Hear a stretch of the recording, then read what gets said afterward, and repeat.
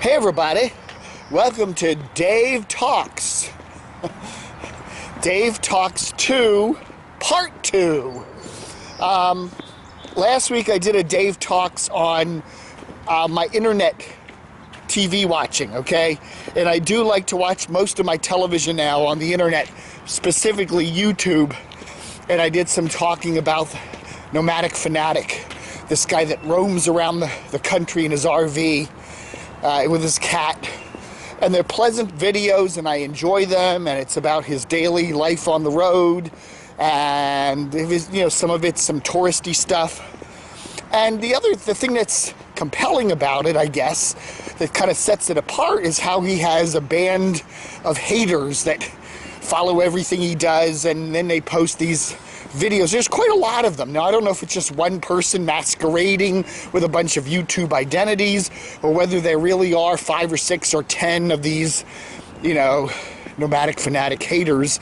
But that's the compelling thing. And to watch his videos, and then to watch the anti-videos, and then you kind of sit there and go, well, and, you know, what I said last week, and I got, you know, quite a bit of comments on it, was I don't care about his history, his past, his, you know, whether he's an e-beggar, whether he's truthful about his needs on the road. I don't know, and frankly, I don't care.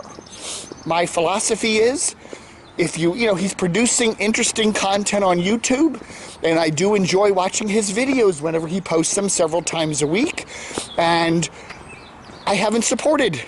His name is Eric Jacobs. I haven't sent him any money. In fact, most YouTubers, I don't send them money. I just enjoy watching their content. I use ad block, so I don't think I'm paying anything. I don't even think anybody's getting any credit for my views. So anyway, and I just basically said, I don't care. It's compelling, it's interesting, I enjoy watching it, and so there. And if you want to send him some money, go do it. If you don't want to send him some money, if you have, you know, reservations as to whether he's really using the money for what he claims, or whether he really needs the money, then don't send him money, and leave it at that. You see these people up there getting these videos, and I think a lot of them do realize if you put Nomadic Fanatic somewhere in the title, boom, it's going to get searched on some YouTube algorithm, and you'll get a jump up in your views. And in fact, that did kind of happen to me, because, you know, not a lot, but it happened. And you do get some comments, and it is kind of fun, and you get some interaction.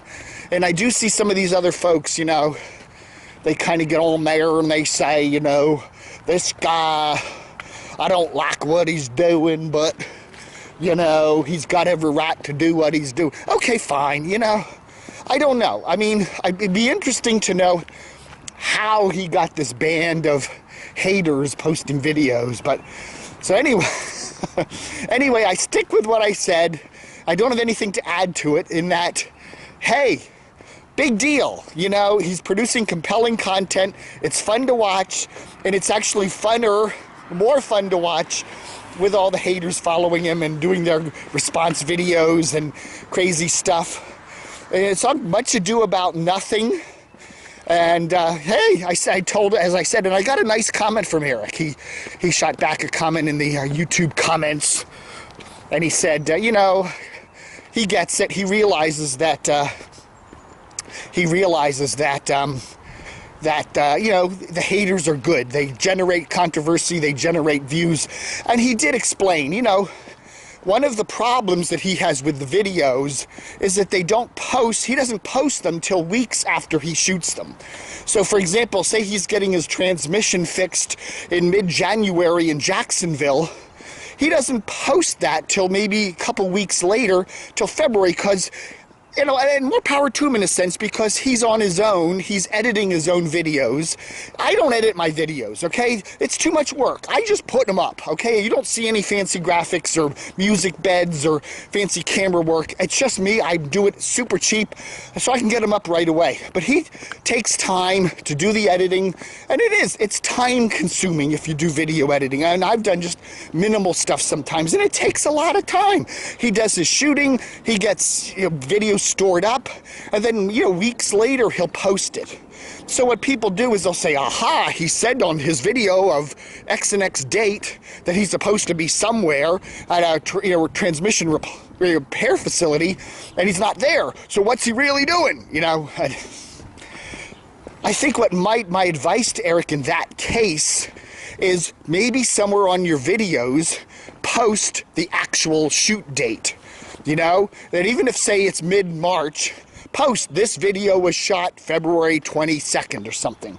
That would at least tell people that, and it takes me a couple weeks, as he does explain, to edit the videos and get them posted. It's not something he does right away. So maybe he ought to just put dates on things. Put a little date at the bottom when the video starts, say, this was shot, second week of February or whatever. So people at least know that. That might be a good way to explain it. So anyway, I like Eric. I think he did a good job there, and I don't care. I don't care. E-beggar, whatever, scoundrel, more power to him. Another one of my favorite YouTube channels is Casey Neistat. He's a very compelling guy. Extraordinarily well-produced videos, I have to say.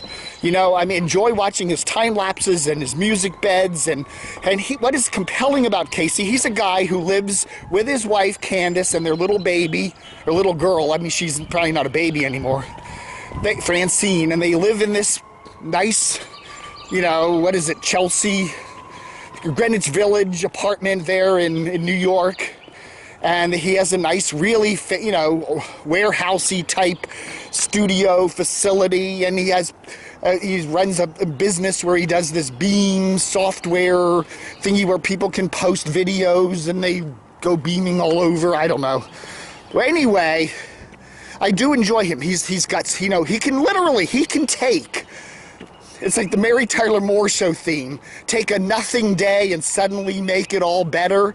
He can take a typical day in his New York world, his Manhattan world, of just going out to lunch, hanging out with his wife, going to the dentist, going down skateboarding all around, Battery Park, shooting a couple time lapses, something that's kind of ordinary for him, and he can turn that into compelling video that I want to watch. That's amazing. And yeah, he does a lot of trips, and it's just airport stuff. He'll get here, you see him get his bags, and he'll get the Uber or the cab, or sometimes the helicopter. I guess he's got some money. Fly out to JFK, get on an American Airlines jet, and fly off to some place. He seems like he's doing that every week. He's going to San Antonio or Austin or LA or San Francisco or wherever. And, you watch the airports, and he's skateboarding through the terminal, and he gets on the plane, and he puts on his pajamas, and, cool video out the plane window. And again, he's taking the ordinary and kind of really making it compelling. I think that's what I like to see. Now, what Casey's shtick is that he said a year ago, he's coming up almost on the year, and that is that he's filming a vlog every single day for a year. So we get to see his life. Now, is it his truthful life? Does he show all the negative stuff that happens to him? No. But it's not all great stuff, There's some not so hot stuff that goes on if he's tired, if he doesn't feel well, if he missed his plane. It's all in the videos, and it's compelling. It's well-produced, compelling stuff. And he doesn't e-beg. But what he does do is he obviously gets sponsors. And one of his big sponsors lately has been Samsung, the giant electronics giant. They make cameras and I don't know what, a whole bunch of stuff. And he will mention that. He doesn't specifically say Samsung paid for this, but Samsung gets prominently mentioned, at least in the last couple weeks. They sent him out to the Oscars. He had some Samsung 360 camera he was using, and who knows what they're paying him. But he's turning himself into that kind of pitch man in a way, because he gets that kind of target demographic that Samsung wants. Hey, and it's cheaper to give Casey free plane tickets and to put him up in a fancy hotel and give him a fancy camera and let him play around at the Oscars, that's cheaper than buying an ad on network television, or, whatever. For them, it's cheap. For him, it's a pay ticket. It's his payday. And, now his videos are approaching 1 million per video, million views, which means he's probably getting thousands of dollars every time every video goes, multiple thousands of dollars, plus his sponsorship stuff, plus he meets and he promotes the hell out of YouTube. He's constantly going out to San Francisco to meet with the YouTube, corporate people, so they're probably all in bed together to say, okay, Casey, thanks for promoting YouTube. We're going to really hype your videos. So every time anybody watches a video, it comes up on the right column there. You may also like, or this is recommended for you, it's going to be a Casey Neistat video. Anytime anyone looks for boosted boards or skateboards or Manhattan, there comes a bunch of Casey Neistat references. So hey, they're probably helping him out too. And does this make me mad? No, of course not. I think more power to him. He's very creative. He's intelligent. His marketing ability is fantastic. The questions I have for Casey, you're putting your family a lot out there, your wife, okay, she's an adult. If she wants to be featured in the videos, that's great. I have this thing where people want to put their kids in their videos. They really don't have a choice. Francine is too young to say no. You're kind of exploiting your kids. Once in a blue moon, I don't have a problem with that. Yeah, she's a cute little kid, fine. But, you get to a point where you're saying, come on, Casey. Even though she's, 2 or 3 or however old, she doesn't really have a say in it, and you're using her to... Obviously, a lot of people like seeing this little girl. She's cute as the day is long. I always get a little squeamish when you see too much of featuring your kids in your videos, especially when they're that little and they really don't have a say in it. And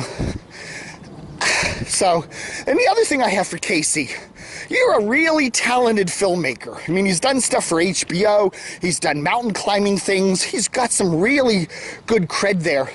Once you get done with this year on YouTube of doing that daily vlog, where are you going to go from there? Are we going to just get a second year of all that? Kind of a rehash of going through the same things?